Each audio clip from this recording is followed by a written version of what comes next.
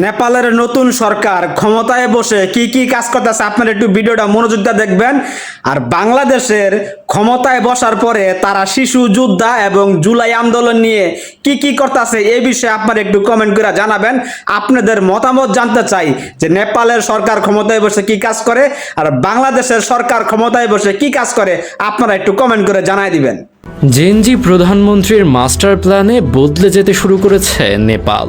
মাত্র ৩৫ বছর বয়সে গণঅভ্যুত্থানের পর সরকার প্রধানের দায়িত্ব নিয়েই একের পর এক চমক দেখাচ্ছেন বালেন্দ্র শাহ।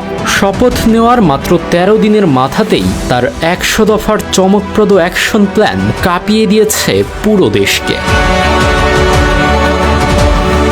দ্য কাঠমান্ডু পোস্টের প্রতিবেদন অনুযায়ী নেপাল থেকে চিরতরে বিদায় করা হয়েছে ভিআইপি কালচার।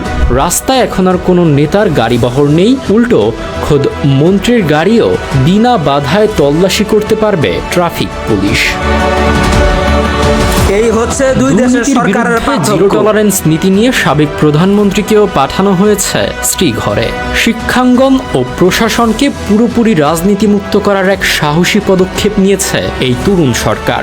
স্কুল কলেজে চিরতরে নিষিদ্ধ হয়েছে সব ধরনের দলীয় ছাত্র রাজনীতি। শিক্ষকদেরও রাখা হয়েছে রাজনীতির বাইরে।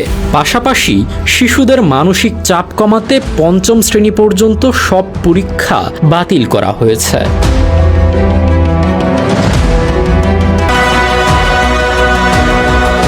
সাধারণ মানুষের স্বস্তির জন্য সরকারি বেসরকারি হাসপাতালে ১০% শয্যা সম্পূর্ণ ফ্রি করা হয়েছে। নারীদের নিরাপদ যাতায়াতে রাস্তায় নামছে বিনা ভাড়ার ব্লু বাস। কাজের গতি বাড়াতে মন্ত্রণালয়ের সংখ্যা নামিয়ে আনা হয়েছে ১৭টিতে।